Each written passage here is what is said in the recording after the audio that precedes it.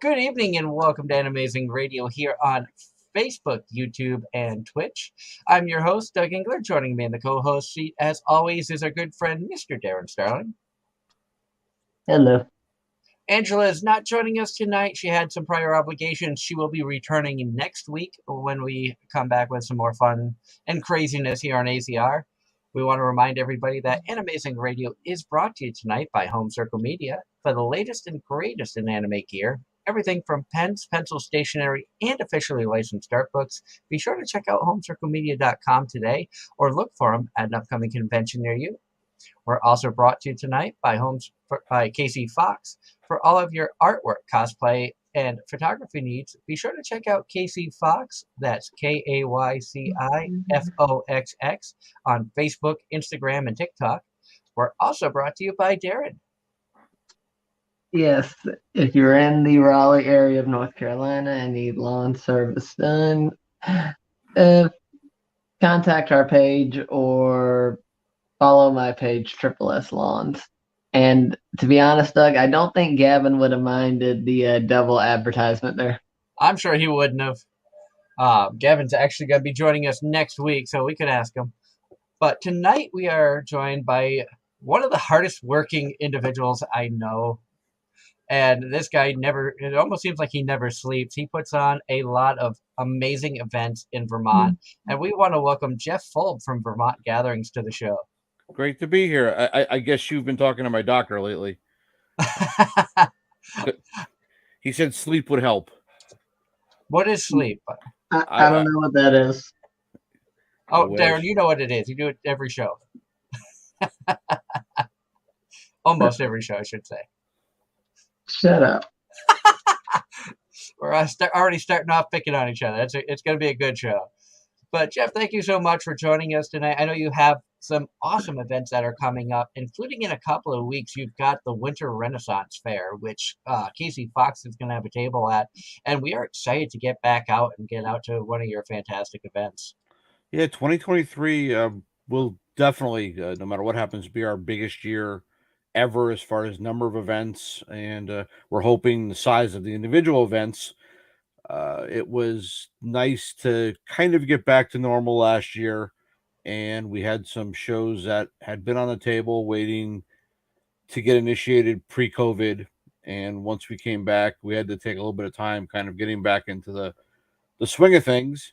But now that we're going full board 2023, we'll see somewhere between 7 and 10 events for the year, including the first event of the year, which is the sixth annual Winter Renaissance Fair, which is a great show for us to kick off because it's that kind of pre-summer fair, midwinter, stuck inside, need something to do, kind of a family event. And so we're really looking forward to that. That's the 4th and 5th at the Champlain Valley Expo. And pretty much right after that, we're go for about every month or two. We added the new spring market the first weekend of April, which will mirror the holiday market we do in December. And that's really there for all of our great artisans and crafters that do our other shows. Give them a chance, especially the ones that don't have a brick and mortar store, to get out and get some sales. And then Sci-Fi Fantasy coming back the end of April with all kinds of new stuff. Anime, gaming, podcasts. Hey, wait a second. That's what we're doing. Oh, yeah. Just really trying to bring, along with a lot of our events, the people and the crafters and the excitement that everyone else has to Vermont, so that we don't have to travel and go to Boston or New York to get excited and get involved in whether it's having the 501st there, new gaming, just almost anything, especially the vendors and crafters, whether it's costuming, props, game design, authors, artists. I really feel like there's not enough attention kind of paid to northern New England, particularly in Vermont. And so anything we can do to help support and promote all the great, artists, crafters, authors up here is one of our primary goals.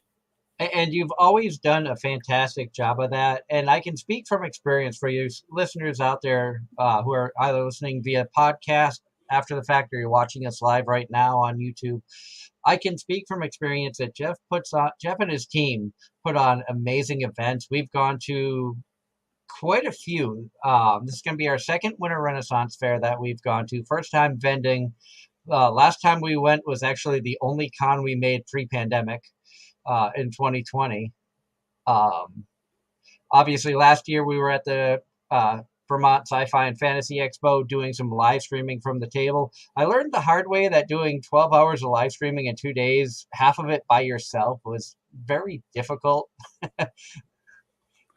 Not something I think I just rather run the event. It's easier. You just have to be wary of where the cameras are. Agreed. I learned that one the hard way. I think I'm just going to stay in, Command Central and not walk outside anymore. I won't do any distance shots anymore. I promise. I will behave. Thank you. But yeah, it's. I mean, I enjoy it obviously, and yes, it is a lot of work, a lot of time. We start working on some of these shows 9-12 months ahead, and so we're usually working on 4 to 5 shows at a time. I'm working on obviously Winter Fair, which is pretty much in place and ready to go in 2 weeks. But a month after that we have a show, and a month after that we have a show, and I can't wait till June to start working on July. And we've got a good mix of crossover in some of our events, which helps not only helps the event but also helps those participants that do multiple events with us as they get to know us and they get a better feel for working with the other vendors and performers and everybody else at the shows. And we create, I won't say we'll create a family, but we certainly are creating a community. And you've always done a fantastic job. And I hear it when I talk with a lot of the vendors there, because obviously having a good understanding of from being a vendor or somebody with a table at conventions, talking with other vendors, and everybody loves coming to your shows. I've never heard anybody say anything bad about a Vermont Gatherings show that they've either had a table at or even attended just because, I couldn't get a table this year because they were sold out ahead of time, or, whatever the case may be, may not have had the money or stuff like that. But everybody loves coming to the shows because you do put on such a great event, regardless of what it is. And even like the winter, not the Winter Ren Fair, but the holiday the holiday market in December. The holiday market, we vended that one year, and that was a blast. And we have some very good memories from that. Made some friends from that, and you've always put on fantastic shows. That's why I love reaching out to you about helping you to promote these on the show. I appreciate that. I mean, I could say there's no reason not to be nice, to work with people, to put on a great event. Part of it obviously is probably a work ethic that I've always had, and part of it is it's good business. I mean, if we were one and done, if we were just doing one big show a year and we'll see you again next year, I don't think my philosophy would change, but I could see where it might for some people. But with us continually doing event after event after event, and like I said, with obviously a lot of crossover with the venue or venues, but also crossover with whether it's the radio stations, the TV stations, our marketing people, and then the vendors and performers, whether it's somebody like the Brotherhood of the Arrow and Sword, that'll be doing our fight demos and historical education demos at Winter and Summer Fair, whether it's vendors who, by tweaking their product lines can do sci-fi and fantasy and steampunk. If we create an environment that is positive for everybody, and that's everyone has a good time, everyone enjoys the events. For the vendors, obviously they're making money, but for the patrons, they're getting something out of it, enjoyment and access to crafts or experiences that they wouldn't elsewhere. Then they're going to come back, and it becomes kind of a self-fulfilling prophecy. If we show you a good time, you're going to come back. I Oh feel yeah. feel like a drug dealer sometimes. First one's free, but it's the only way I know how to do this business is if it was just a money thing or just a numbers thing. I couldn't run the business that way. Yeah. It's the old, if I can enjoy what I'm doing and put a smile on people's faces and pay my bills, I win. Yep. So, but I appreciate that, and yes, we've been very lucky in that the number of positive reactions, um, very much outweighs the negatives. Very much outweighs the negatives, and that's nice. That makes the not sleeping and working 24 hours a day, 7 days a week a little bit easier. Yep.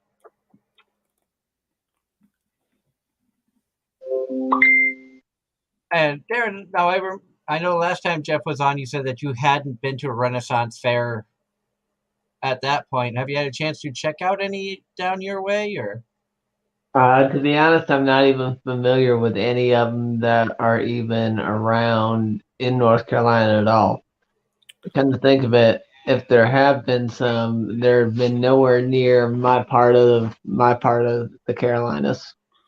I mean, they exist up and down the East Coast. To be honest, to the best of my knowledge at this point, every state in the union, at least in the lower 48, has at least one.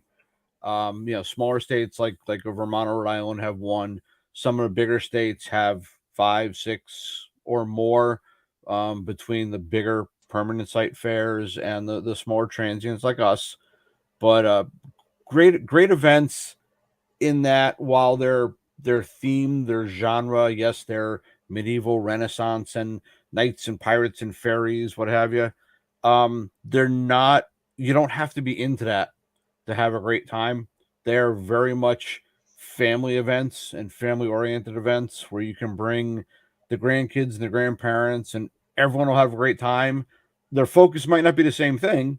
I mean, I don't know if the grandparents or the grandkids are having more fun with the unicorn or not, but between the singing and the dancing and the food and the fights and the vendors and crafters, it's fun. You can really focus on what you want to focus on or take in the whole show, but everybody's going to find something enjoyable.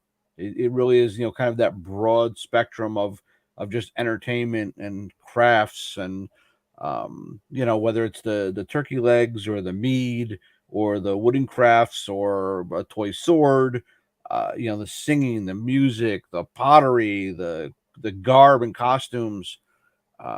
We really try and set up a show for everyone.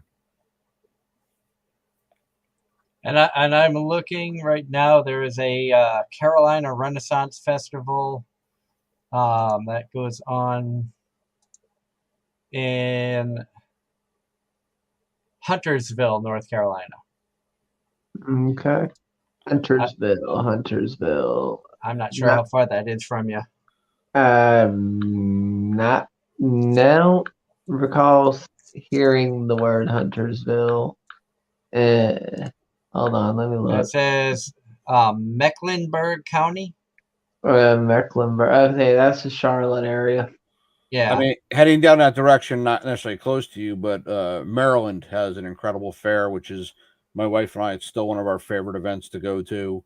I mean, you with a little bit of research online, there's quite a few sites that list most, if not all, of the Renaissance fairs out there. But if you're into any type of fantasy, science fiction, anime, if you can enjoy what's on the screen right now, you can enjoy a Renaissance fair because it is the costuming and the acting and the shows and the fight demos and it's just I can't say it enough. It's fun. It's a great way to get away without having to invest much. You don't have to. What I mean by that is you don't have to come in garb. You don't have to come dressed up, and you can still interact with everybody. At the fair, in the cast, and the vendors and everyone else. And a lot of what you see at the Renaissance fair is picture like Renaissance era animes where they have, fighting with swords and jousting and things of that nature. This just brings it to life. And it's a great mix. Doing the fact that we do both historical and genre fantasy events is it's a great mix of both. So we'll have, as I said, the Brotherhood there, and they're all educators, and they will hands-on demo the life of a knight or a man at arms and the weapons and how they fought, and then there's a number of different performers and shows like that. And then you've got a unicorn, at least outdoors in the summer, you've got a unicorn, and you've got fairies and fae, and you got magicians and magic, and it's a great mix of expectations and just merriment and things you didn't expect to see. I mean, the first time you're walking around with that turkey leg in your hand, and the king or the queen walk by, or the sheriff of one of those hams, or the troop of fae, the jugglers. It's a magical time. It's fun. It's a great way to get away for the winter fair. I mean, the summer fair is on its own just an incredible event. Outside in the fields, and we can have all the equestrians and the jousting and everything. Indoors, obviously, with some of those elements we can't have. They kind of frown on jousting on concrete. But when you mix all that fun and excitement with that midwinter, it's cold, it's snowy outside, we've been cooped up, with the ability to come in and almost experience a village. We've got a almost 40,000 square foot facility that we've set up inside with tents and pavilions and stages and banners, and as you're walking around and interacting, and you're seeing all these people in character and in costume, and obviously you don't have to come in garb, but you're more than welcome to. But it lets you just kind of forget about the doldrums and the dark mornings and dark nights and cold weather, and just have some fun. And another good thing is it like you were saying, Jeff, everybody's been cooped up, especially up here in the North Country, where granted the winter hasn't been horrible for us. We've really just started getting our snowfall in the Plattsburgh area at least. But still, it's cold, it's dark, it's gray. You don't feel like doing anything, and this kind of jump starts the convention year, especially the Winter Ren Fair. Gets you excited. Okay, I get to get out, see friends, see smiling faces, get to meet new people, and it really just kind of gets you energized to go for the year. Yeah, And go go ahead. I'll just say it also is a great opportunity if you are into the different expos and conventions, whether it's here in Vermont or elsewhere. It's a great chance to kind of get started in the new year with whether you're working on a new character, a new costume, to kind of do that beginning of the year window shopping of, oh wow, hey, here's something I need for my costume for the sci-fi fantasy show, or for another con, or for summer fair. So instead of having to wait, till you got to that event, here's a chance to kind of get in there and get started on 2023's project. And like I was saying, it's exciting just to get started. And sadly this year I have to cut back on the amount of events that I do, and just because we have a big move coming in July, where we are moving from New York to Pennsylvania. Mm-hmm. But I'm excited to know that 2 of the 3 events that I have confirmed are your events, and all 3 are in Vermont. That's nice. There you go. There's where I can pat myself on the back, because a couple of years ago there really wasn't much up here, and when my wife and I moved back years ago and realized that was the case, and had the opportunity to give it a try with the original Vermont Summer Renaissance Fair, and the I guess whether you call it the numbers or the excitement or the response we got, and the fact that we've been able to grow off of that from one event in 2016, which we've almost doubled in size now, to 7 to almost 10 events a year. is really exciting. It's fun. It's nice because we don't have to travel because we want to do all these things because we want to go to the cons and the Ren fairs, and we'd rather not travel. So instead of going to them, we can bring them to us. Which is, and that's a good thing. And anybody who knows the New England area knows Vermont is a very difficult state to try to grow events in. We know other people who have tried to put on events in Vermont that they weren't very successful or it didn't last very long. So hats off to you to not only put on one event that has grown exponentially, but to be able to put on multiple events that everyone's unique, everyone is enjoyable in its own way, and everyone wants to be a part of. Yeah, it's I we're lucky that we have the venues we have. By the same token, if anybody wants to come to Vermont and build a big new facility, it's tough sometimes. We have gotten to the point where we have to turn away, vendors and crafters and artisans who we would love to support, but we just don't physically have the space. And we'd love to just let everybody in, and help them grow. And we're getting there. And part of that is also, we see if you go to some of these bigger fairs in other states where they go multiple weekends, and this is Vermont. It's a little different. And so one of our original philosophies was, well, it really didn't make sense for us to do multiple weekends of, let's say, the Summer Renaissance Fair. But what about if we do multiple weekends of different events, which has now led to, the two Renaissance fairs and sci-fi fantasy and steampunk and living history and the markets and it's kind of that buffet. Let's have a taste of everything, and I think it's worked really well. I don't know that it would work anywhere else, but it definitely works here in Vermont. And one thing that you have going on this year that, because I'm on the Vermont Gatherings website, you have a Vermont Preparedness Expo. Yes, that honestly is probably going to be one of my toughest events to put together. It's something I really am a proponent of. Having lived in New England through Sandy and a bunch of other, hey, we don't have power for 7 days, and having friends that have gone off the road and not been found for 24 hours and that type of thing. It's the type of thing that everyone I think needs to know and knows they need to know, but doesn't have a source of information and equipment and things, whether it's car prep or food storage or generators or whatever. The problem we're running into is where our genre shows we can work with and support all of our great local crafters and artisans and performers, whether they're from right here in Vermont or across New England. With the Prep Expo, a lot of the participants that we really want and need to get involved are not only out of state but out of region.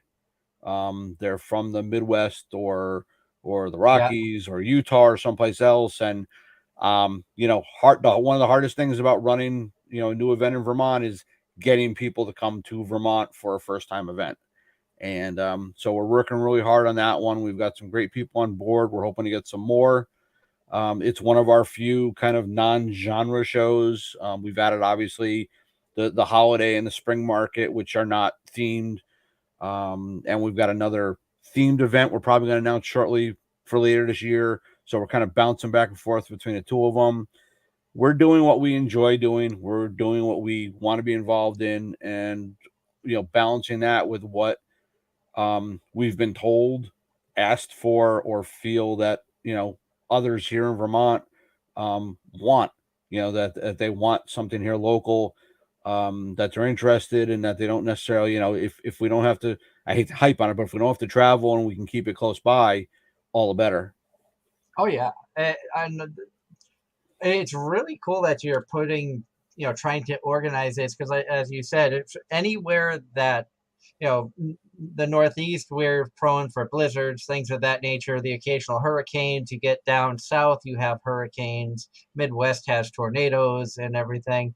And this is something that you would be good everywhere.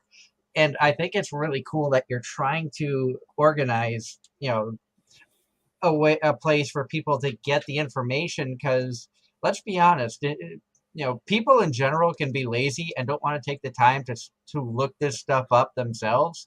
If they can go to one place where they can get that information, they're probably more likely going to want to do that. And that's just stuff that you're going to need, because you never know what's going to happen up here in New England, down in there in your area, in the Carolinas and Florida and everywhere.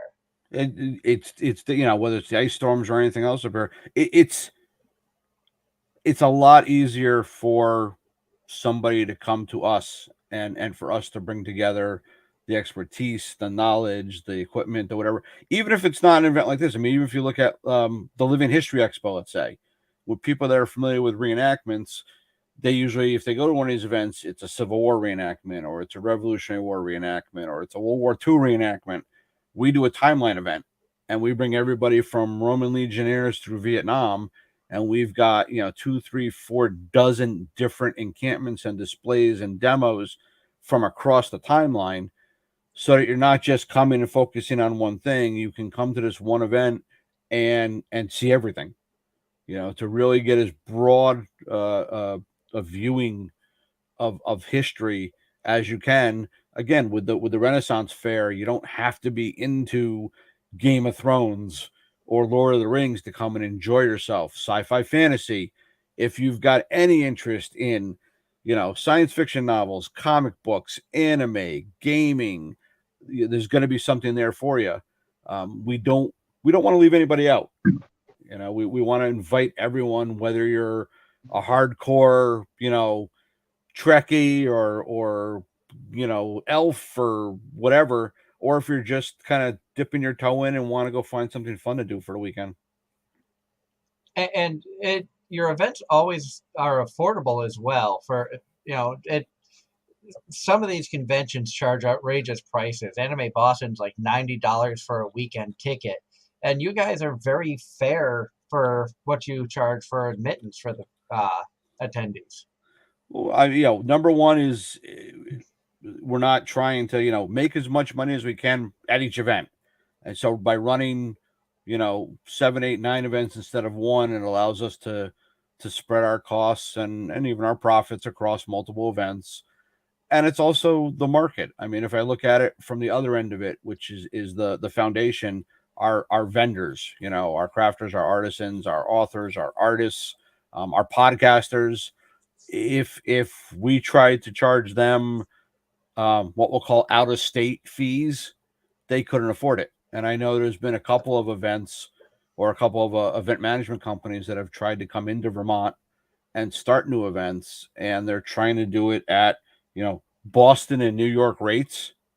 And a local, most of our craftspeople and artisans don't have shops. It's a secondary business. It's something they do for fun. If you make it so they can't afford it, you're not going to have a show. And then on top of that, if you're trying to charge Boston or New York rates to walk in the door for a Vermont size or style show, it doesn't make sense to us. I'd rather you come to 5 or 6 of our events than only be able to afford one. That doesn't benefit anybody. Exactly, and that's one thing that I've always admired about you is, you're local, you understand the communities, this, you struggle with the bills like everybody else, and putting the events out there where it's affordable for a family of 4 to be able to come and have a wonderful experience, whether it's the Ren Fair, the holiday market, sci-fi, any of the events you put on, you really, do a good job, because and understand, and you don't take advantage of the situation, which I think is one reason why you continue to grow in such a tough market like Vermont's, because you have a very good understanding of it. I mean, we started on the other side of the aisle to begin with, as patrons and patrons and vendors and jousters. So we know that side of the business. B, coming from a business background, I can kind of play with the numbers a little bit and realize, what I can afford, what my friends and neighbors can afford. And also, just a work ethic and a philosophy. I don't, if everyone's bills are getting paid, I guess Do I want to make money? Sure. Do I need to get my bills paid? Of course. But if I'm also making sure that, the 60, 80, 100 vendors at a show and performers and people that are involved, that they're having a fun and profitable weekend, they're going to come back for our next show. And if they keep coming back for their next show, we're always going to have an event, and we all make do. If it's, hey, how can I squeeze more people into the show? Well, we'll put the cable company and the bathroom outfitters and the whatever company into a Renaissance fair because it'll sell us more booth space. I can't do that. That's me only considering my wallet and my bank account, and that's not why you get into a business like this. You get into a business like this because you want to put smiles on people's faces, and not just the patrons coming through the door, the performers, the crafters, the volunteers, the staff. If everyone has a smile on their face, then everyone else is going to have a good time. I mean, it's infectious. It's whether it's the little kids or the adults, it doesn't matter. It's watching smiles on people's faces and knowing that you had some part in putting them there. That's worth something. It really Oh, is. it is. And it's a feeling that you can't really put into words in many cases, and there's no monetary value that could equal how good it makes you feel when you can, brighten somebody's day, whether it's a child, an adult. You don't know who's coming through that door that's having a terrible day, and if you can change their whole attitude because they had a positive interaction at either your booth or, in your case, at your events, and they came in miserable and are leaving having had a wonderful time, and now they're happy about things.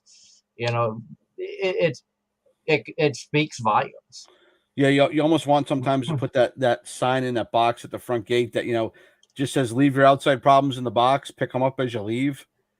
And just don't worry about it. Come in and have a good time. You don't need to spend a ton of money. You don't need to be an expert or hardcore into something.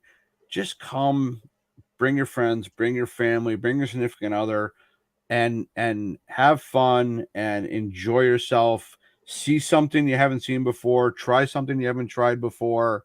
And whether we see you next year at the same show or we see you in 2 or 3 months at our next one, hey, we can't wait to see you again. Exactly. And I'm excited because Casey Fox, of course, we're going to have a table there with them. Mhm. They are trying something new for the first time at the Winter Ren Fair. They've opened up a fun interactive commission where attendees can I think it's like $25, but you can roll dice to build your own custom Kamara, Huh. Oh, which wow. we've never seen an artist do. Like you've seen vendors who have roll dice, whatever number you get, you can win a prize based off of that. But they went in depth to where we're going to have at the table a special area that are going to require the roll of a D20, a D8, a D6, and a D4.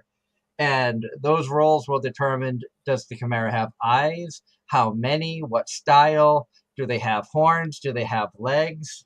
Uh, Fur, hair? What there's going to be a lot of different things. And then once we have everything down, she's gonna draw it and we'll mail it out to the people who buy it. Okay, see, now you're pissing me off because I can't do this. The whole if you're involved, you're not allowed to get involved with this stuff. That sounds awesome. The ability to have, whether it's by choice or by random roll, some say in it, and then for it to be a unique piece, that's awesome. I mean, you always hope that you go and you see something that you were not going to see somewhere else.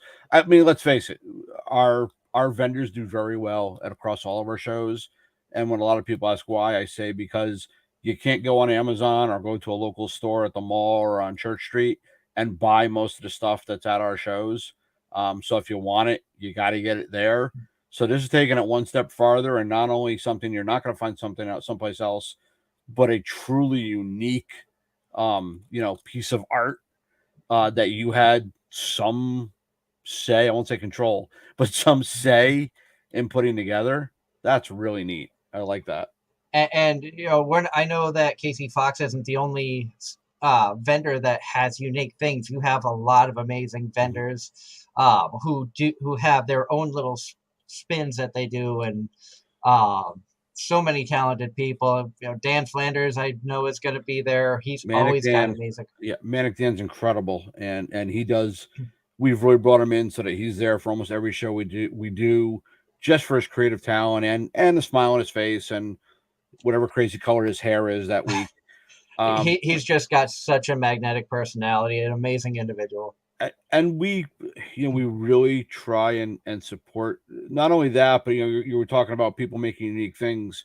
Is we really try and stay away. And I will say, I know for a fact it's true 99% of our time is we don't work with a lot of resellers. We don't work with a lot of off the shelf people. I mean, obviously, if you're talking about comic books or role playing games or things like that, obviously, yes, they're it's coming from a warehouse somewhere. But that's such a small percentage of what we do and what we bring into the shows, and that the handcrafted, whether it's costuming, leather goods, homemade dice, all kinds of artwork, whether it's pottery, jewelry, wooden swords, lightsabers, Oh yeah. all the collectible stuff. I can't even. We had some really unique stuff just recently at the holiday market. We had some people making all types of Christmas ornaments out of Legos. I mean, Oh, that's cool. I mean, they must have had 100 different little Lego figures and scenes all made up into Christmas ornaments. I mean, I never saw something like it, and people were like thrilled.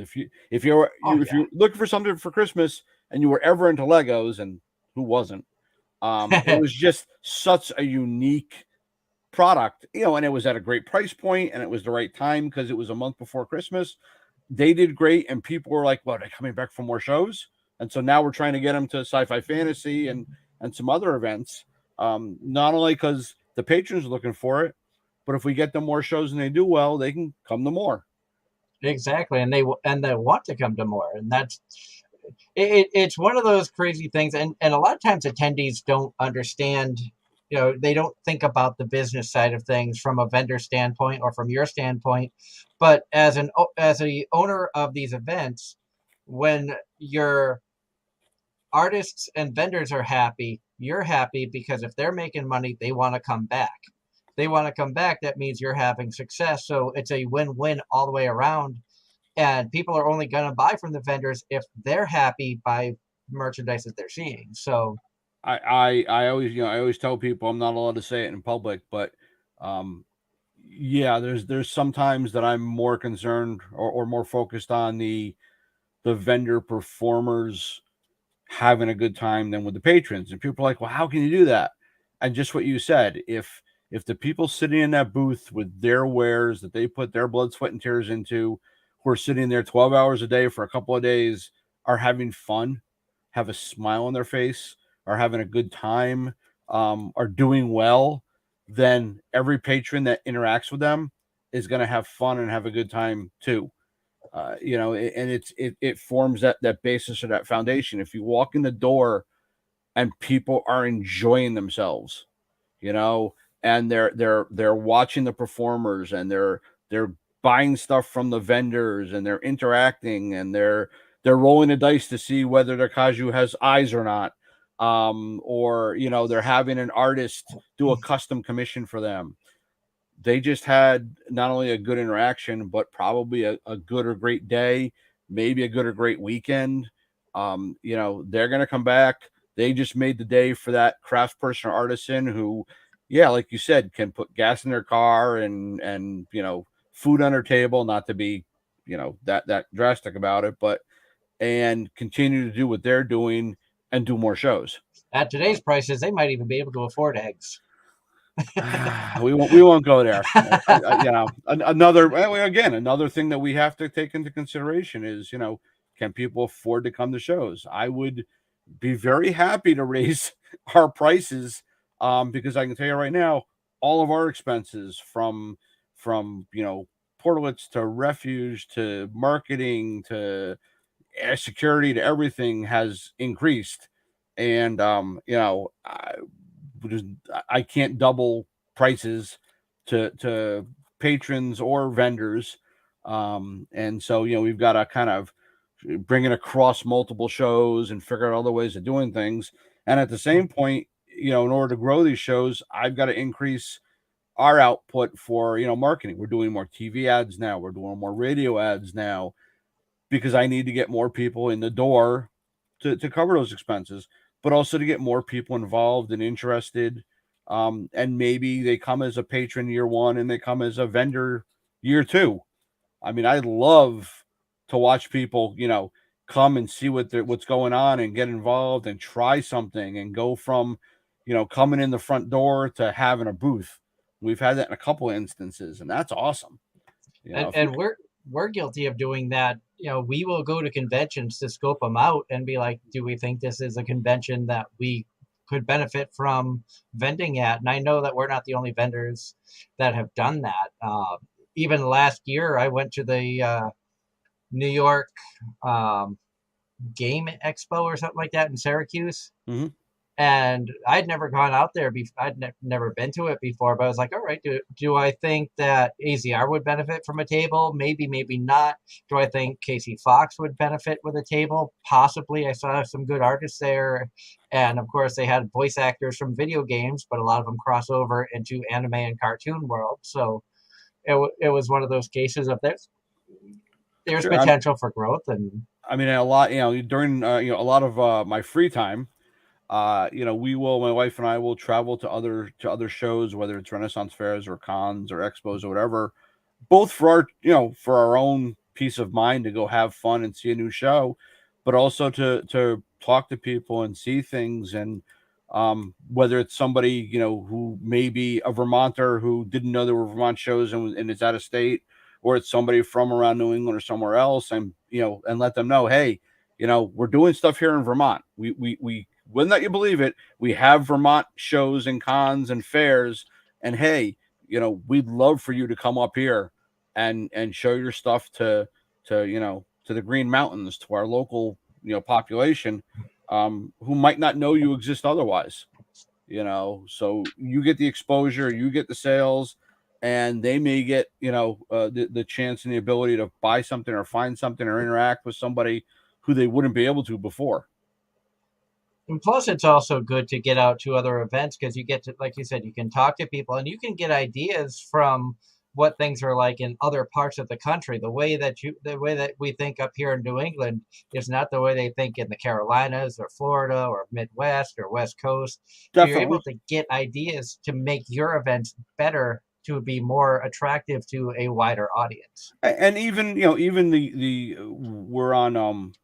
we're friends and on very good terms with the management of a couple other New England Renaissance fairs that are about the same size as us, and all of us talk uh, pretty often, bounce ideas off each other. I mean, unless their show is on the same weekend as our show, and we make sure none of them are, there really isn't that competition because you can come to all of our shows over the course of a year, and it is interesting to talk to people, see the differences in states, or whether somebody's a nonprofit or a for-profit, whether somebody has worked with somebody else and had a good experience or not a good experience. I have a couple of friends that are involved in shows outside of New England, and like you said, whether it's, oh wow, I've never thought of doing it up here, let me give it a try, or that sounds great, but I know it wouldn't work here. Yeah, you've got to broaden your horizons, and it's easy for us because we're involved in so many different genres. I could see if we were only focused on, one type of show, or in a lot of cases, one show. I'm definitely, my wife and I are definitely not the norm. Running 7, 8, 9 events a year, whether it's small events or big events. The majority, it's once a year, maybe 2 or 3 a year of the same, genre, but different events. There's not a lot of us out there that are running, 7 different shows, and everyone has a different theme. Feel? Yeah. There's pluses and minuses to that from the back end from us. And as far as I've seen so far, only pluses on the front end. I've been able to just offer this many different little worlds, locally. But it's strange sometimes, to see what people do and need to put into one show. Or even the one big thing I've noticed, and it's just a behind the scenes thing. Where I'm, for all intents and purposes, a one person operation, with staffing and help and what have you. But a lot of these events are run by boards. 5, 6, 7, 8, 9, sometimes 10 people, and it makes a big difference in but both positive and negative, and how events run. Oh, yeah. And I know that you said you could only stay for about 45, 50 minutes, and we're just about out of time because you have so much stuff going on. I want to thank you again for coming on and allowing us to chat with you and promote more of Vermont Gatherings events this year. Before we let you go, obviously, we want to give you a chance to promote all of your events, where people can find you on social media. You know it as our shameless plugging section, and the floor is yours. Thank you very much, and it's always a pleasure to be on, and we can't wait to see you live again soon. The parent company is called Vermont Gatherings. Our website is www.vermontgatherings.com. All of our event information, online tickets, information on vending, participating, volunteering can all be found on our website. We're also on Facebook. Most of our events have their own Facebook pages. So you can look up the Vermont Renaissance Fair on Facebook for pictures, more info. Tickets are available online now or at the gate. You can get 1 or 2 day tickets. Kids under 6 are free. Parking is free. You can come in garb or costume. It's not required, but we'd love to see you out there. We have the Winter Renaissance Fair coming up in 2 weeks on the 4th and 5th of February, followed by the Spring Market, the beginning of April, the Sci-Fi Fantasy Expo, the end of April, and the 7th annual, I believe, Vermont Renaissance Fair, the end of June up in Stowe. And we are excited to be able to come out and say hi to you in a couple of weeks. It's going to be a lot of fun. And can't wait to see all the vendors and everybody that's going to be out there. If you guys listening out there can make it up, you've got to come and check this event out. And I'm not hyping this up because we have Jeff on the show. I'm hyping it up because I've been to these shows and they are that much fun, in my personal opinion. So, I really do appreciate the work that you do, Jeff, and the team of volunteers and everybody who helps out behind the scenes. You guys do a great job at trying to make sure everybody's entertained. All the chaos is contained to a minimum so that people can't see it, because everybody knows a con never goes as smooth as you hope it wants to. Well, one of these days I'm going to lose my hair and my beard's going to go gray. Oh, wait. Yeah, never mind. But no, we really I wonder what that's like. Yeah, really appreciate the support. Really, appreciate the promotions and everything. We love seeing you at events. So, like you said, even after you move, please come back up and visit, and we'll see you and everyone else in 2 weeks. Definitely. Have a wonderful night, and try to get a little bit of sleep. I might pass out at some point. Thanks. Have a good one. Have a good one. Night. And everybody, that was Jeff Folb with Vermont Gatherings. Awesome, awesome events that they put on up there. I don't know, Darren, if you're still awake or not. But lots of good, like I said, lots of good stuff going on. But we are getting ready to talk some anime stuff now. We're in a new season, of course. A lot of good shows that have been coming out here in the winter season. I need to get my notebooks in order because I've got a notebook for scheduling. I got a notebook for shows that I'm watching, of course. Bo Fury is back. I am so excited. I'm not going to spoil anything because I know there's some people who have not been keeping up with it, may have started it in English and wanted to continue it in English for season 2 and stuff. But all I will say is Syrup is still the ultimate side character, pet, whatever you want to put him as. Um, no, it just a lot of really happy to have Bo Fury back. Excuse me. Also, by the grace of the God, season 2 has come back. I've been watching that in subtitles. Um, I just noticed that they have started dubbing it as well, so I'll probably be one of those idiots that keeps up to date in sub, and then we'll go back and rewatch it in dub because it's just such a good show. Um, of course, Uzaki-chan just finished up watching the dub. I think I just watched the last episode of that. If you guys have been watching some of these shows that have been coming out, they have been pretty good. I mean, I haven't seen anything that's like blown my socks off. Oh my god, this is amazing yet for winter. But I've only watched about 4 shows. Currently, let's see, the shows that I have been watching, keeping up with, are Bo Fury, By the Grace of the Gods. Want to start Fruit of Evolution season 2. I did check out that adventurers who don't believe in humanity will save the world. That seems kind of interesting. And if you don't know much about that one, that is a anime about a group of adventurers that in some way, shape, or form have been smitten by those closest to them, whether it's kicked out of parties, whether it's been used and tossed aside, whether it's been betrayed by close friends or whatnot. They just lost all where and all confidence in the world and reluctantly joined together. And it's kind of funny, the first couple episodes I saw of them not trusting each other but wanting to trust each other. So it is interesting, and hopefully it doesn't get boring. I don't know if it will.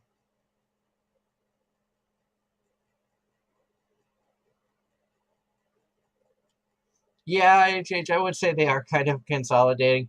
I would say it's worth checking out. It has not been disappointing. I'll say that right now. I'm not sure when the episodes drop because I sat down, I think Wednesday night, and watched a bunch of stuff that had dropped. So I'm kind of looking through,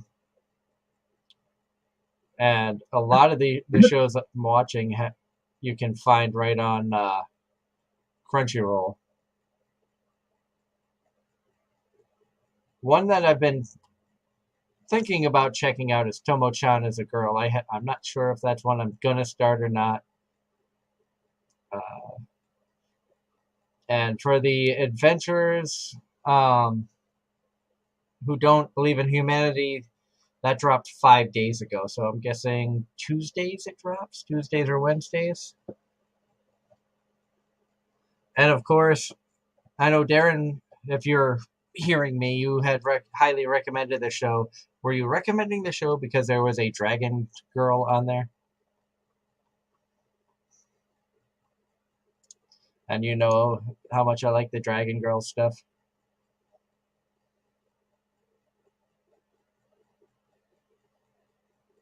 But that's some of the fun things that have been going on.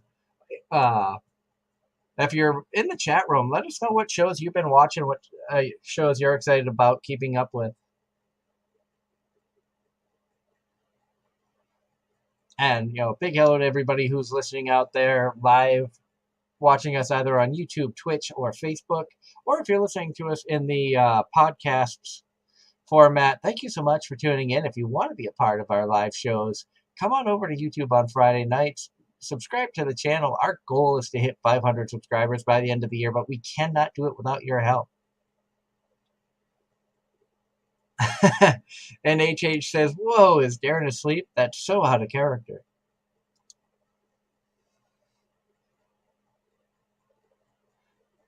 And HH says, I read the mangas anyway. It's been popping up for a few months, but just ignored it. Guess I'll check it out.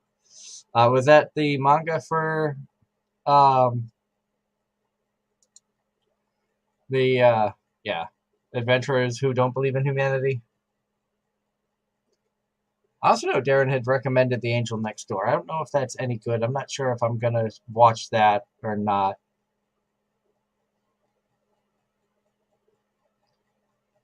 I mean, it could be interesting.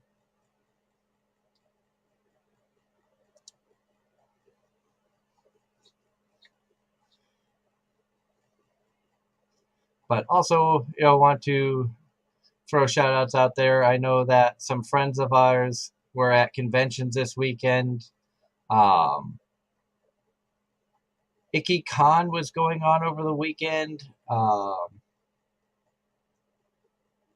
I'm trying to remember what the con was that our friend Julia Coelho had attended. It was I think it was Anthrocon New England. So ANE. And it seemed like she had a really good time out there. No conventions for us yet. Our first con, as we said, is going to be coming up in 2 weeks, and we are excited about that. And it's going to be a lot of fun coming up. I mean, we have some good things planned this year. Big event that's going to be coming up in June up in Vermont, Rail City Fan Fest, that we have a big part in. We are going to be bringing a voice acting guest up to the convention. We're excited about that. It's going to be a lot of fun. Once we have everything nailed down, we will announce who that is. But until then, just know it's going to be a lot of fun.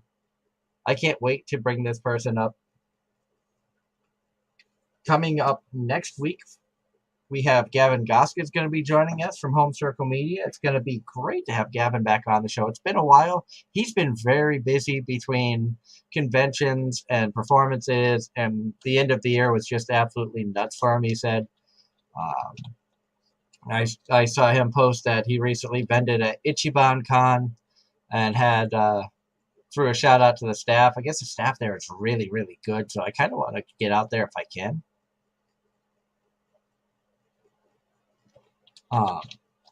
It would be a lot of fun to venture out. That's part of the reason that we're doing this move at like halfway through the year, moving down to Pennsylvania.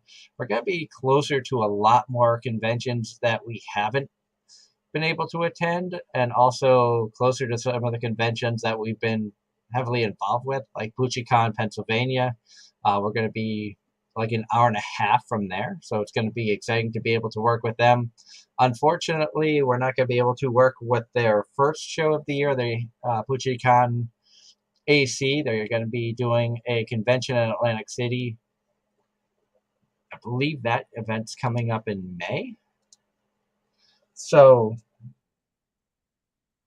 if you're interested in checking that out, PucciCon AC or it's going to be Atlantic City Anime Con 2023.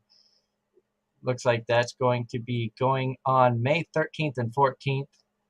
You can head over to puccicon.com and should have a good time. I know that they put on some good events, and you're gonna be in Atlantic City.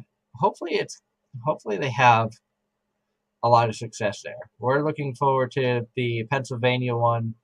We had a blast there. We've loved working with them last year at both events, and excited to continue working with them this year. And can't say enough good stuff for the staff. The staff was amazing. And we've always said that a good staff can make a convention successful. A bad staff can ruin a fantastic con. And, PucciCon staff, some of the staff members have just been outstanding, and looking forward to seeing them and working with them again later on this year.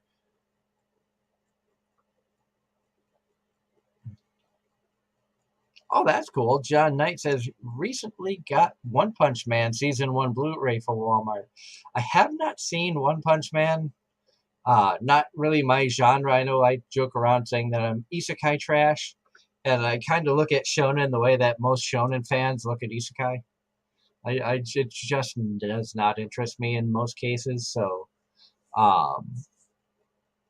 but I hope that I'm glad that you got that. I hope that the no, that's it. I'm guessing it's a series that you've already seen and enjoyed enough to want to purchase the Blu-ray, as opposed to what I've done in the past and just buy an anime DVD at random, not knowing what it is and hoping it's good.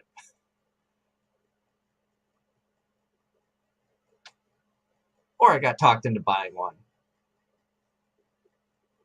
As J. Michael Tatum likes to say, Christopher Bevins is a persuasive bastard, and I ended up buying a show that that Christopher Bevins highly recommended, and I don't even think I finished it. I know I have it on the shelf over there, but also I know that with us having to dial back on conventions, unfortunately this year we are not going to be going to Kineticon, which usually is a big con for us. We love going there, but that con is going to be right around the time that we are supposed to be moving.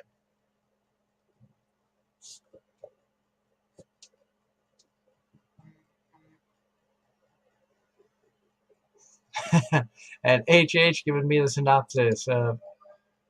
One Punch Man is an overpowered character that no one can beat, but he is clueless of this and no one recognizes him because he's so plain looking. So if you put him in a harem, he could be most male protagonists. This just happens to be in a fighting setting.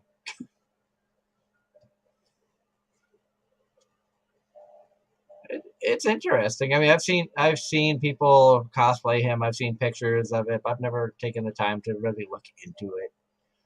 Like I said the genre just doesn't fit what I'm into. I think it's the easiest way to say that. Another series that I started watching just because for some reason I like these slice of life shows. Farming Life in Another World. That has been kind of interesting. That one intrigued me more than the go to bed. Sorry about that. My daughter came out with her tablet saying the tablet ran out of battery life, but she was supposed to be asleep like an hour ago.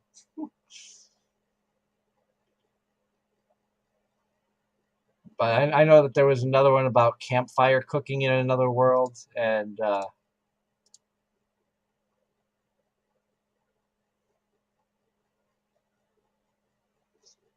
that one just doesn't. I don't know if I'm going to watch that one.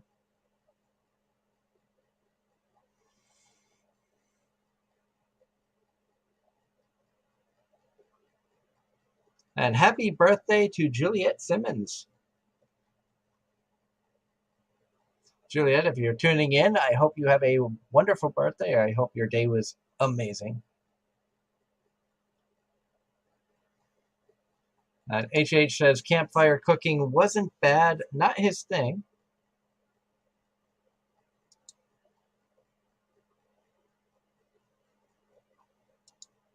And then yesterday was the leader of the anti-Marlian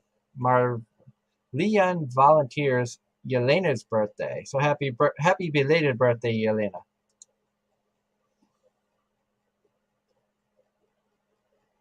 It's always weird when I start doing these shows on alone, because then I have to try to figure out what to talk about and keep it entertaining. So I do appreciate you guys interacting and everything.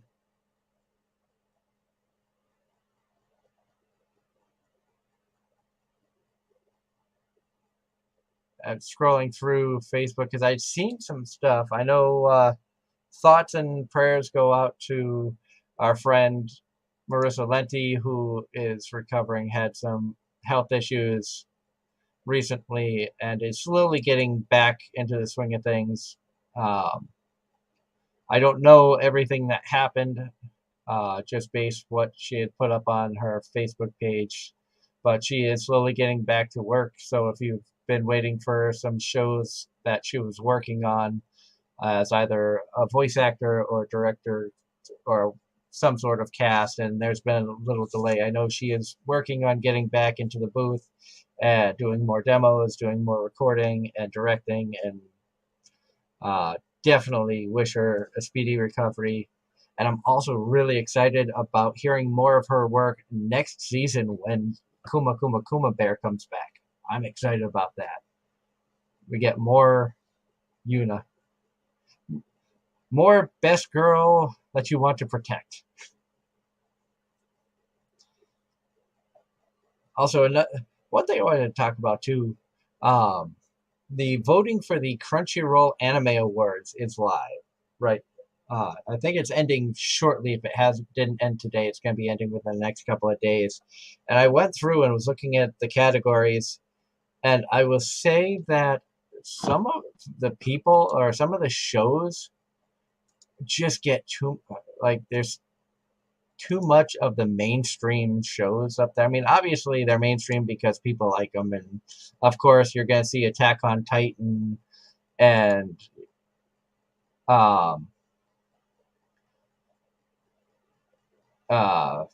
Demon Slayer and stuff like that up there.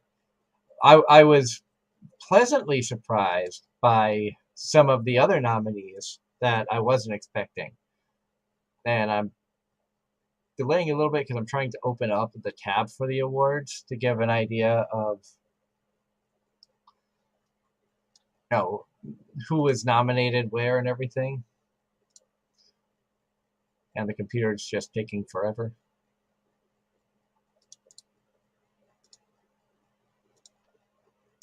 That's the problem when you have too many tabs open.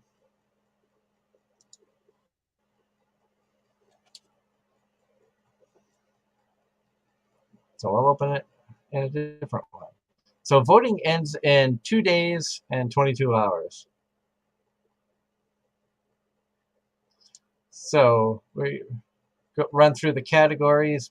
Anime of the Year nominees are Attack on Titan Final Season Part 2, Demon Slayer, the Entertainment District arc, Ranking of Kings Season 2, Cyberpunk Edgerunners, Licorice Recoil, and Spy Family. So a lot of good options there.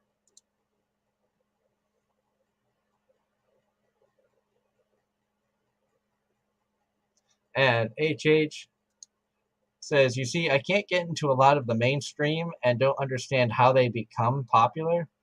Are they just promoted more because they're successful in the primary? I don't know. Like, Demon Slayer is a good example of it got so mainstream so quick, and it's all because of an epic fight that happened like 20-something episodes into the series. And it's like, I watched 6 episodes. It didn't lure me in. I wasn't going to waste my time to get to what was called an epic fight scene 20 episodes into a series. If you can't hook me in the first 2 or 3 episodes, I'm probably going to drop you because there's just so much anime out there, and there's so much good stuff that just does not get the recognition because of mainstream shows. And some of these mainstream shows, and I've said it before, and it's a very shonen thing to do, is you will take an arc and they will drag that thing out. I mean, Attack on Titan, they probably could have finished that 2 years ago, but nope, they're probably going to have the final act, part 75, coming in like the year 2098. Who knows?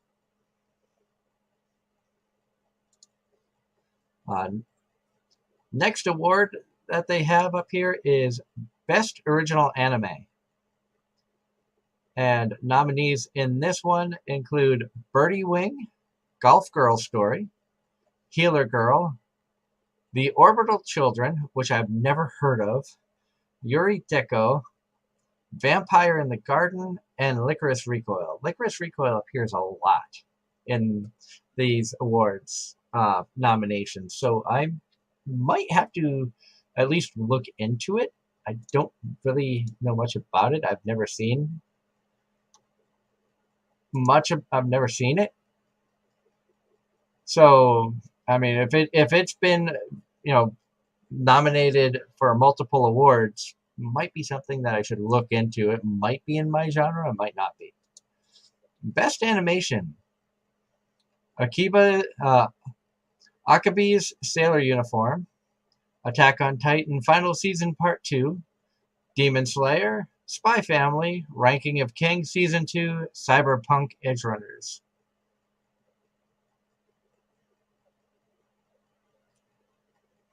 Then they have the Best New Series. This was one that I had a hard time, and I'm not going to say who I voted for. I'm just going to say on this one, I had a really, really difficult time because unlike most categories where I might have seen one show, I'd seen 3 of the 6 nominated shows. Call of the Night, which I was surprised got the nod, especially where that is a Sentai Filmworks title, but it's on the Crunchyroll awards, because I thought the Crunchyroll awards was just for Crunchyroll licensed anime. So I was excited to see that because it really is a good show. Cyberpunk Edgerunners, Licorice Recoil, My Dress Up Darling, Spy Family, and Ya Boy Kong Ming. How do you choose the best new series when 3 of my top 5 anime are on the list of best new series, with Spy Family, Dress Up Darling, and Call of the Night? That was one that it took me a while to decide which one I wanted to go with. All 3 of those were fantastic. Best continuing series. So these were all series that had multiple seasons, continuations, and of course Attack on Titan and Demon Slayer up here, JoJo Bizarre's Adventure, Kaguya-sama Love is War, One Piece, and Made in Abyss, the Golden City of the Scorching Sun. Obviously, we all have our opinions, and we all have an idea of who we think is going to win each one of these nominations. And let me see if I can share the screen to make it easier for everybody to see what's going on here.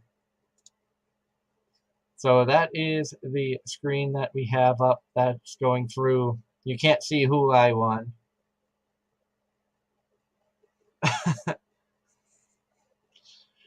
HH says, where I couldn't decide, you have to decide by having 3 different accounts to vote for all of them.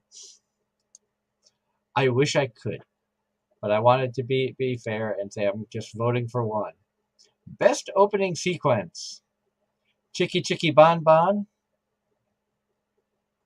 Mixed Nuts from Spy Family, Naked Hero from Ranking of Kings, The Rumbling from Attack on Titan, Zank Yosanka from Demon Slayer, or this Fire.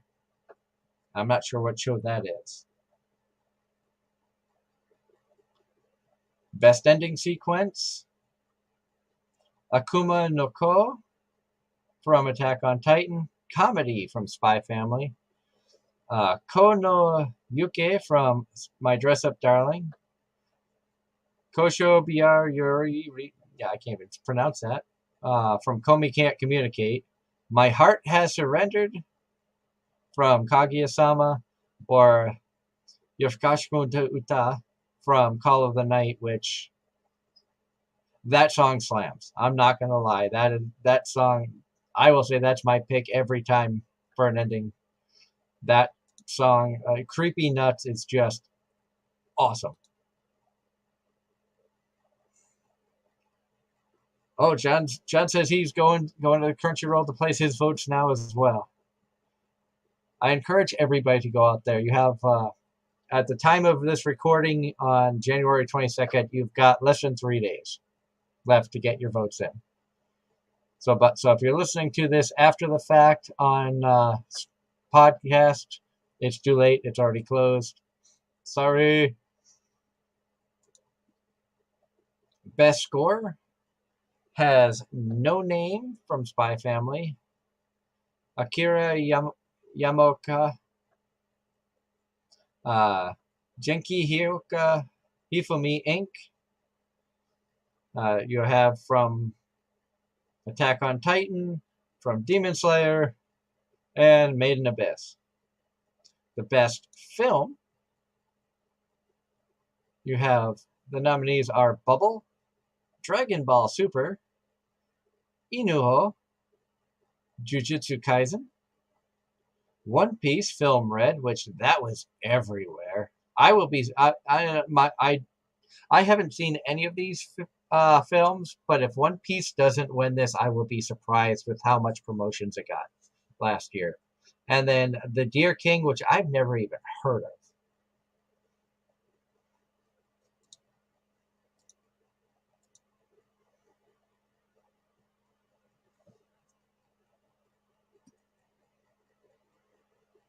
Best outros, I believe that was covered with the best ending sequence, because Yokan no Uta was the ending song for Call of the Night. Best anime song, we've got Chiki Chiki Bon Bon, Comedy, Shall We Dance, My Nonfiction, The Rumbling, and New Genesis. Uta from One Piece Film Red. Then they go into Best Director. So you have Demon Slayer. I'm not sure what show that is. Licorice Recoil, Spy Family, Ranking of Kings, and of course Attack on Titan. Best Main Character, Fuji, Chisato Nishikigi from Licorice Recoil, David Martinez, Eren Yeager, Lloyd Forager from Spy Family, and Marin Kitagawa. Best Supporting Character, I from Love is War, Anya Forager from Spy Family, Kage from Ranking of Kings, Rebecca, Tengen, or your Forager. It's not often when they're going for a Best Supporting Character that you get two from the same show. And and it's the Must Protect Child of the Year up against probably Best Waifu of 2022, in my opinion.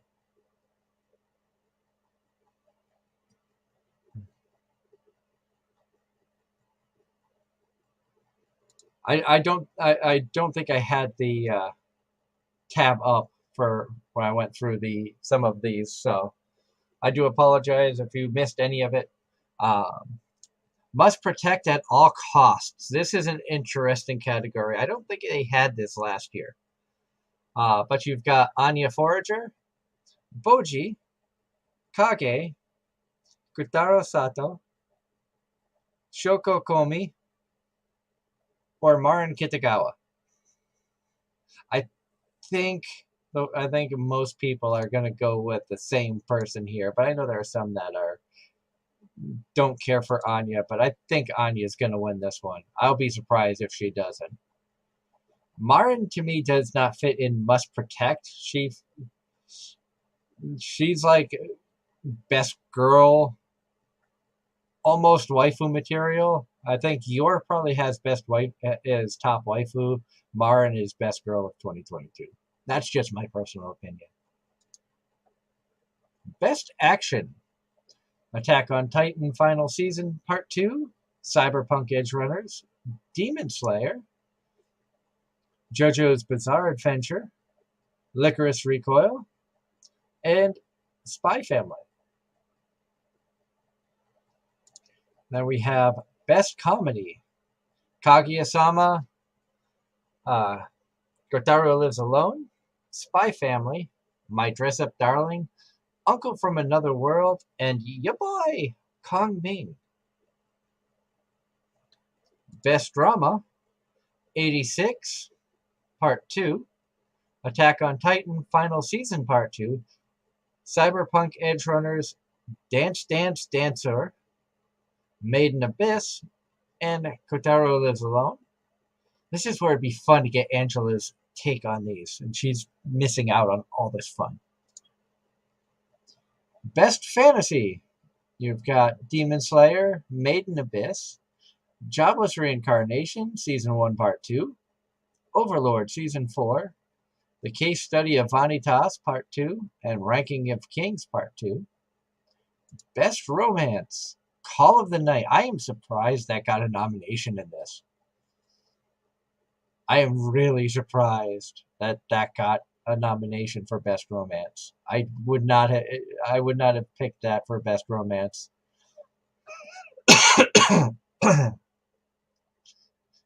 Other nominees include Kaguya-sama Love is War, Komi Can't Communicate, 2nd season, Love After World Domination, Shikamori's Not Just a Cutie, and My Dress Up Darling. So, yeah, I'm sure Ange would love to have been a part of this, but she had plans, and I knew a couple of weeks ago that she was not going to be able to make the show tonight. So it'll be fun to look back through later and see what she says about it. We'll probably do a review show once all the winners are announced. Best Voice Acting Performance Japanese. You have Atsumi Tanizaki, who voiced Anya in Spy Family. Chika Unzai, who voiced Chisato in Licorice Recoil. Feroz Ai, who voiced Jolene in JoJo's Bizarre Adventure. Misaki Kuno, who voiced Faputa and Iramui in Maiden Abyss. Natsuki Hane for voicing Tanjiro, or Yuki Kaji, voice of Eren Yeager.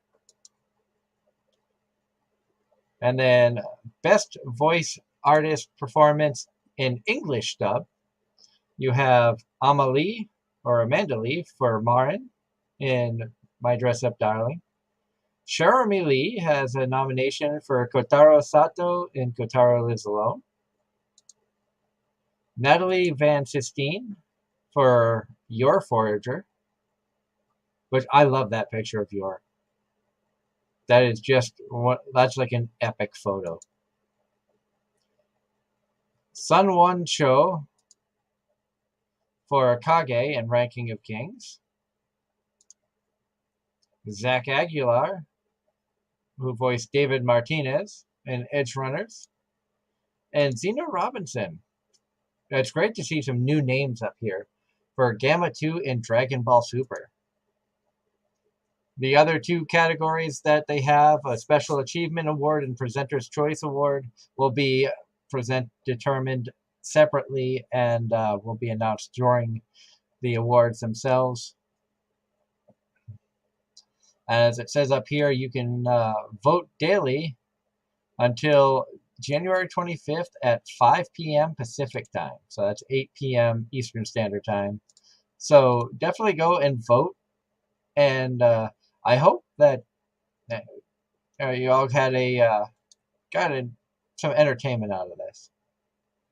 Because that was kind of fun to go through and see what all those nominations were. And like I said, Attack on Titan, Demon Slayer, almost every category. Spy Family, quite a few nominations as well, which, I mean, Spy Family is that good.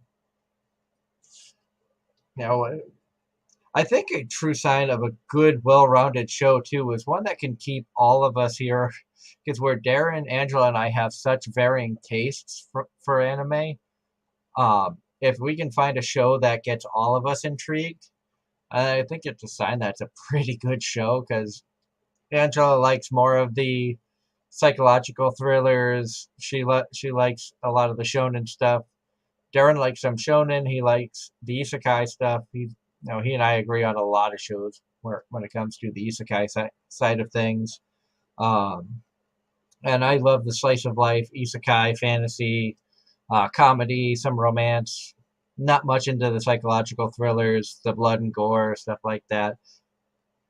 So where our tastes in anime vary so much, it's rare to find shows that we all like. I mean, this season, Bo Fury, because you gotta love Maple. And yeah, so lots of good stuff coming up, and excited for what's coming up around the future. We do have a scheduling update. Josie McCoy messaged me over the weekend saying that he needs to reschedule. He was supposed to be joining us on February 5th, but due to a scheduling conflict that has arisen, we are working with him to find another open date that he can join us again. Once we have an update on when we can bring Josie on, we will announce that. So keep an eye on our Facebook page. We'll update it as often as we can as guests, as we book more guests for the show and everything.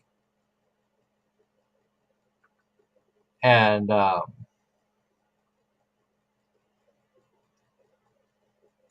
so like I said, lots of good stuff. Next week, we're going to have Gavin Goska from Home Circle Media is going to be joining us. We're going to find out what's been going on with him.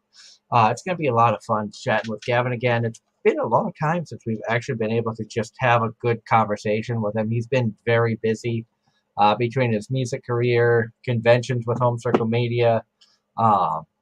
He said he finally had a chance recently to sit down and relax and kind of get an idea of what's going on in the anime world because he's been so out of connection for quite a while.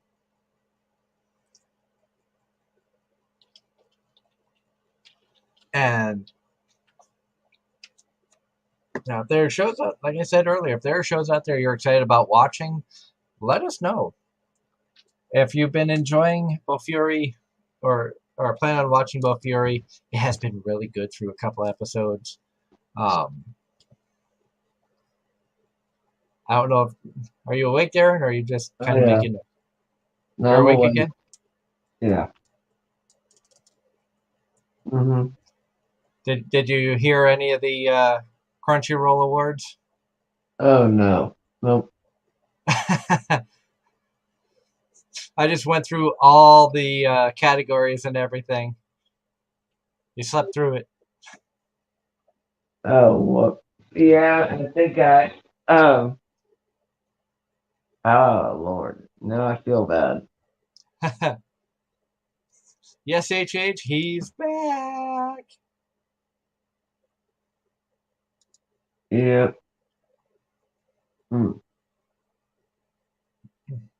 But I was saying because I casted some votes for the Crunchyroll awards, and I'm sure some of our viewers out there wouldn't mind seeing the list again, especially where I shared only part of it on stream.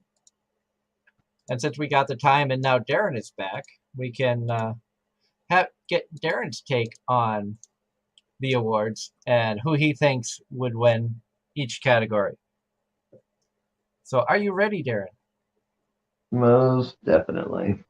Anime of the Year nominees: Attack on Titan, Cyberpunk Edgerunners, Demon Slayer, Licorice Recoil, Ranking of Kings Season 2, and Spy Family. Out of the bunch, out of that particular bunch right there, given Crunchyroll's bias, I would think they would go the Attack on Titan route, but for me, out of that bunch, I'd definitely probably give it to Spy Family or what was the Ranking of Kings, just because of how much I heard people talk about how good it was. And do you know anything about Licorice Recoil? Aside it being a Yuri trap, I heard it was good, but that was the main thing. Because it got a lot of nominations. Yeah, because Yeah, well, it covered a lot of genres, so that's why. Best original anime: Birdie Wing, the golf anime; Healer Girl, The Orbital Children, Licorice Recoil, Vampire in the Garden, and Yuri Deko. And that was the collaboration of anime that I didn't watch because no interest. I know. I looked at it. I'm like, I have not seen a single one of these. I know Birdie Wing is getting a second season.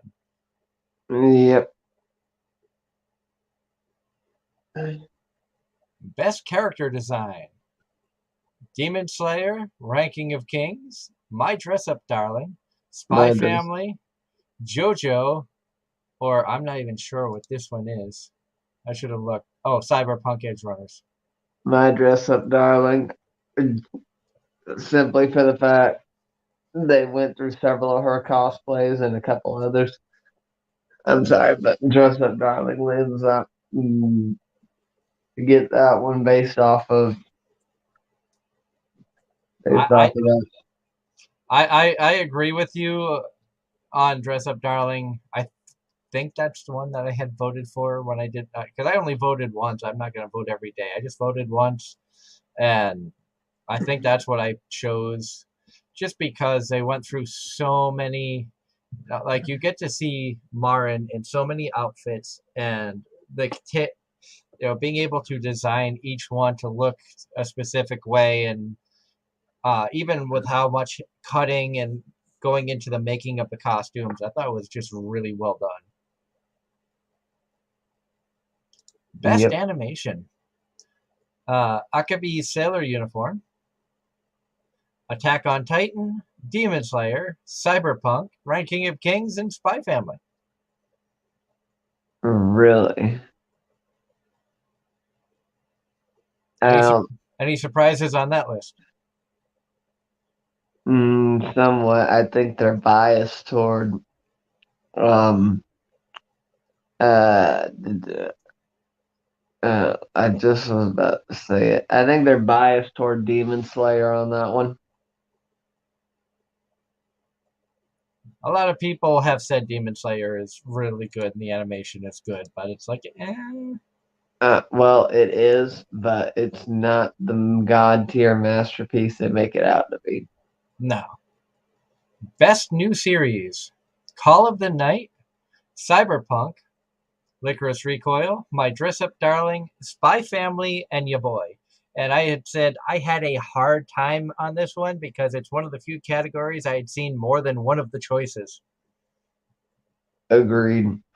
And Call of the Night isn't even Crunchyroll. Hmm.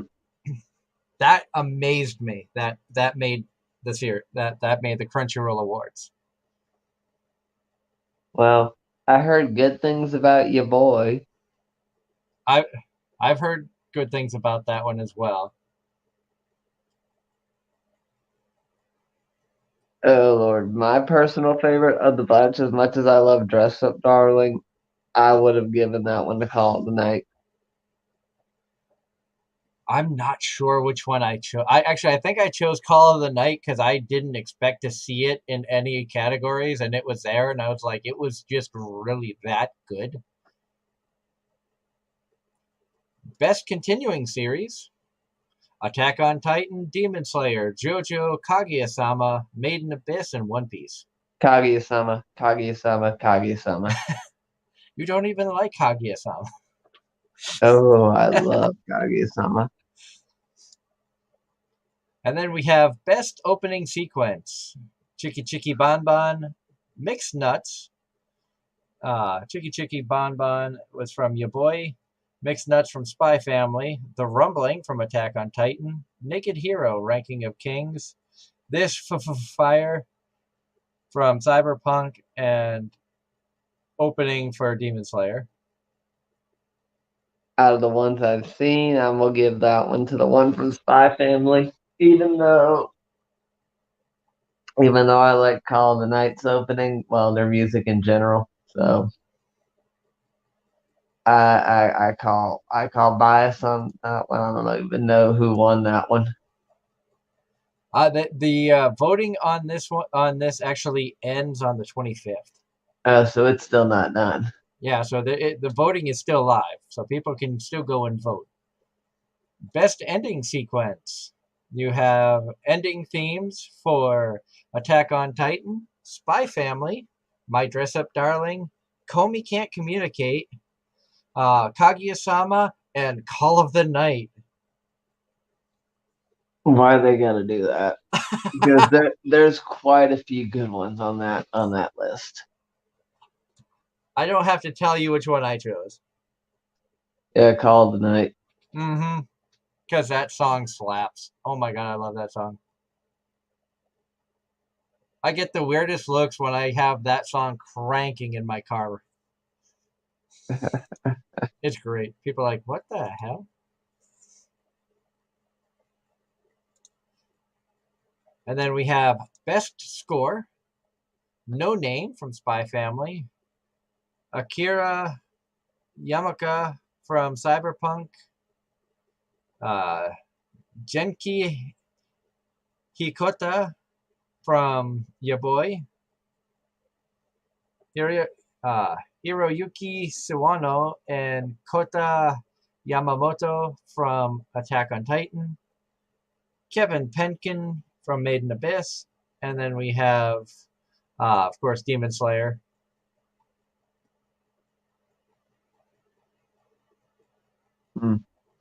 No comment. Best Film. And I have not seen any of these. I just know one of them was highly, highly, highly promoted. You have Bubble, Dragon Ball Super, Inoho, Jujutsu Kaisen, One Piece Film Red, and The Deer King. I didn't even watch the Dragon Ball one, and I've seen everything Dragon Ball. I heard the One Piece film was really good. I've heard a lot of good stuff about the One Piece one. I think I voted for that just because I'm biased and just really enjoy Anthony Bowling's directing work, and I know he directed that, so I think I chose that one, even though I hadn't seen any of them. But shh, don't tell him. Best Anime Song, Chiki Chiki Bon Bon from Ya Boy. Comedy, Spy Family, Shall We Dance from, what is that from? Shadow House. My Nonfiction from Kaguya-sama Love is War, The Rumbling, and New Genesis from One Piece Red. Out of the ones I know, Kaguya. I'm sorry. Kaguya had some really good music. Best Director, Demon Slayer, Cyberpunk, Licorice Recoil, Spy Family, Ranking of Kings, and Attack on Titan. I'll give that one to Spy Family. Best Main Character, Boji from Ranking of Kings, Chisato from Licorice Recoil, Eren Yeager from AOT, David Martinez from Cyberpunk, Lloyd Forger from Spy Family, or Marin Kitagawa from My Dress Up Darling. Marin Kitagawa. I'm sorry. Best Supporting Character, Ai from Kaguya-sama, Anya from Spy Family, Rebecca from Cyberpunk, Kage from Ranking of Kings, Tengen in Demon Slayer, or Your Forger from Spy Family. Ai Hayasaka. I know how much you love Kaguya-sama. Yep, and I is the best. Is she girl better than Anya? Immensely. Better than Yor? Immensely, because she's Kaguya's sidekick. She's Shiragane's best friend to an extent, leads a double life.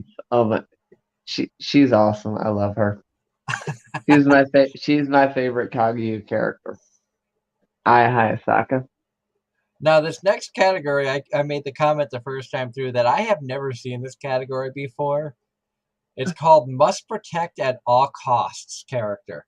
Bocchi the Rock. Anya Forager, Boji, Kage, Kotaro Sato from Kotaro Lives Alone, Shoko Komi from Komi Can't Communicate, or Marin Kitagawa. Sorry, but Shoko wins that one. But if, according to all of that, someone was saying that in terms of depression or just societal interaction issues in the first place, someone was arguing that Bochi did a better job highlighting the difficulties than Comey did, even though the whole point of Comey was having social difficulty. I mean, you've seen Bochi, haven't you? I have not. I thought you said you had. I did not watch Ranking of Kings. Casey did. Oh, sorry. I thought you. I thought You all you have said I Bo- should watch it, but I have not actually taken the time to start it. I thought you said Bochi from Bochi the Rock. My bad. No, Boji from Ranking of Kings. Okay, sorry. I heard Bochi, not Bochi. Sorry, I may have mispronounced. Best Action: Attack on Titan, Cyberpunk, Demon Slayer, JoJo, Licorice Recoil, or Spy Family. I'll give JoJo that one just for the hell of it. JoJo's Bizarre Adventure, a show I will probably never watch because of the art style alone.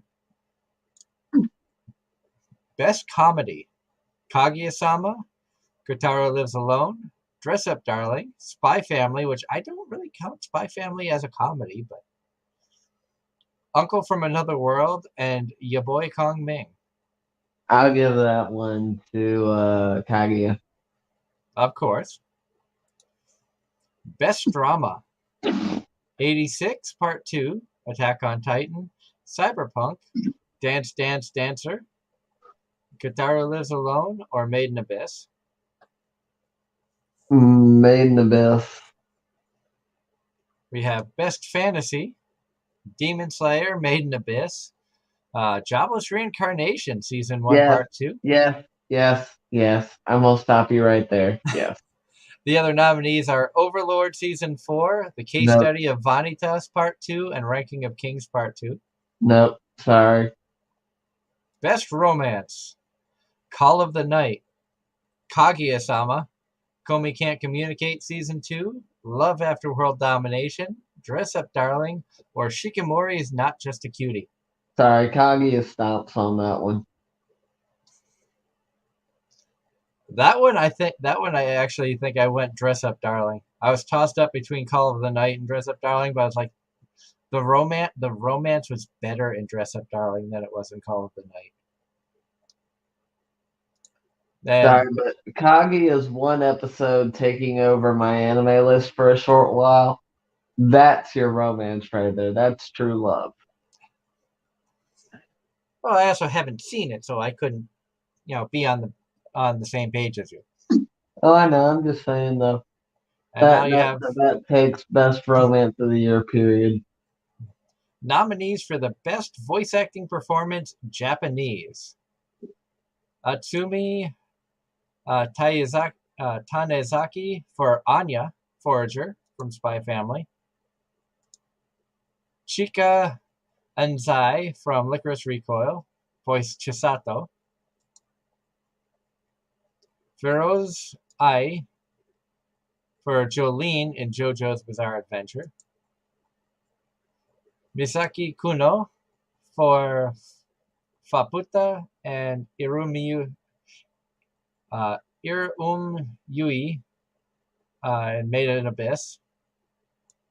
That character looks cute, but I don't know if I don't have any interest in watching Made in Abyss. Natsuki Hane for the voice of Tanjiro in Demon Slayer, and Yuki Kaji, the voice of Eren Yeager in Attack on Titan. Okay, Yuki Kaji is also the voice of Issei. So there's that. But based off of that list right there, I had to go with the only one I've watched. There you Best go. best voice artist performance English. Only one of these people I have ever talked to. We have Amanda Lee, the voice of Marin Kitagawa. Jeremy Lee, voice of Kotaro Sato from Kotaro Lives Alone. Natalie Van Sistine, voice of Your Forager. Sungwon Cho, From your boy calling me. voice of Kage. Zach Aguilar from Cyberpunk. And Zena Robinson. It was nice to see some new names up here. Who voiced Gamma 2 in Dragon Ball Super. That one was tough, but in the end, I had to go with Amanda Lee. Agreed. Because even in English, she did such an amazing job of making Marin Kitagawa just such a lovable character. And watching it in Japanese and in English, like I've been doing for a lot of these shows, when you're watching it one way, and voice acting has come a long way from the days of you cringed when you saw the English dub because it was so bad, and the talent is so much better, and the equipment is so much better, and so many more talented voice actors coming in to do these shows. You still get worried sometimes when you love a character in Japanese that when they dub it into a different language that character is going to lose something. Their either personality is going to change, the voice isn't going to fit the character, or something's going to happen and you're not going to like the character that much. But that did not happen for Marin Kitagawa. That didn't happen for Anya from Spy Family. That didn't happen for Yor in Spy Family. Really just they kept the characters enjoyable, lovable. And Darren, I know you watch more subs than dubs, but I think you can even agree that the dub qualities have gotten a lot better. Oh, there's no doubt. However, I will say this: peak writing it for the time. Kids WB had it going on for the Pokemon dub. I'm sorry, but they really did. Particularly the first couple of seasons. And John Knight says everyone has their preferences when they watch anime, which is very true. That's why I like watching both. As I said earlier, I am watching By the Grace of the Gods in Japanese, keeping up to date with everything in Japanese. And they are just dropped the first episode in dub. So it's like, I'm going to go back and watch it dubbed now. Probably after the show's over. Because that is such a good show. Other shows that I did start watching, Darren, I did start watching The Adventurers Who Don't Believe in Humanity. And now, did you know that had a dragon girl in it when you recommended it? Yes, I was aware. Is that why you recommended it? No, I recommended it strictly based on the story content itself. Okay. Because I was like, I wonder if he, knowing that I like the Dragon Girls, if he's just like, you should watch this one because you'll like it. Look, Nope, a cute Dragon Girl. nope, that was solely based on the stories. That was solely based on the characters and their backstories. Another show I did start watching, which I'm sure will come as no shock to you. I did break down and decide to start to check out Farming Life in Another World. Are you watching the one with the cooking with my absurd skill? No, I'm not. It's not the campfire cooking one. It's Okay. not. It's not the campfire one. This one is genuinely called Farming Life in Another World. Yep, with my massive harem. Yeah. I watched the first 2 episodes. Episode 3 dropped on Friday, so I've got an episode of that to check out. It looks like another new chick shows up. In the second episode, he finds the first girl to come live with him. It looks like the second chick is going to be coming up in episode 3.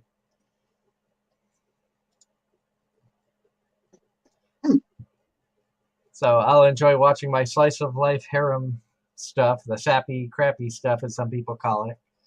Mm-hmm. There's a bunch of good romances this season, in addition to the fantasy and isekais, because there are a lot this season.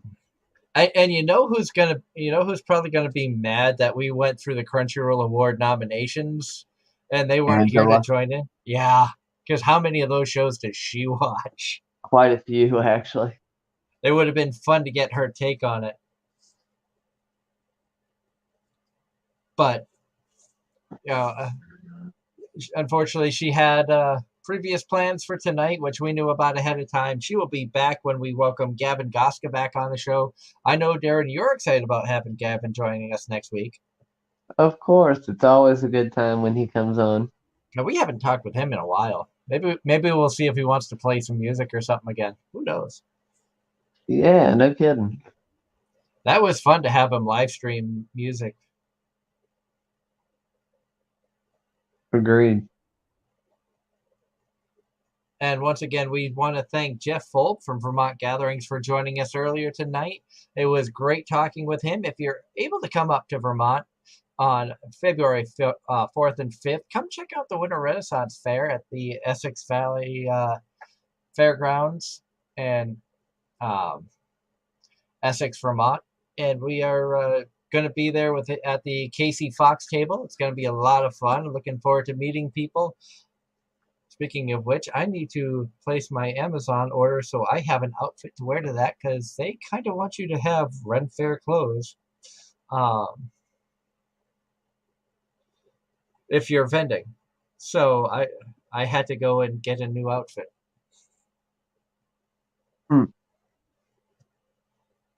So definitely need to do that. Oops.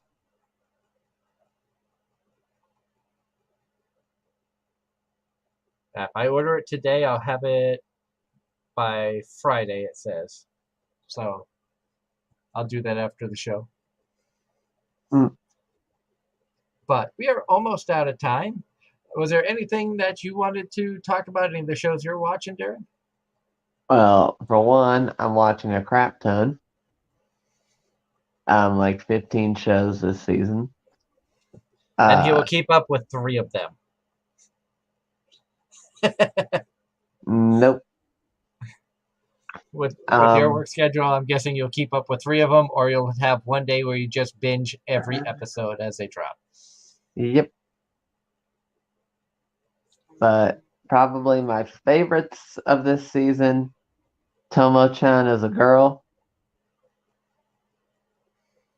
How much further along are you with Miss Nagatoro? I have not gotten to watch any of that, especially this weekend where it was very hectic with a lot of traveling, drinking, and gambling. But I'm just glad I managed to convince you. Nagatoro is a good girl. She starts off annoying as all hell, but she is an adorable character. Who would you say was more annoying, her or Uzaki? Uzaki's more. Uzaki, I think, is more annoying. She's more cruel.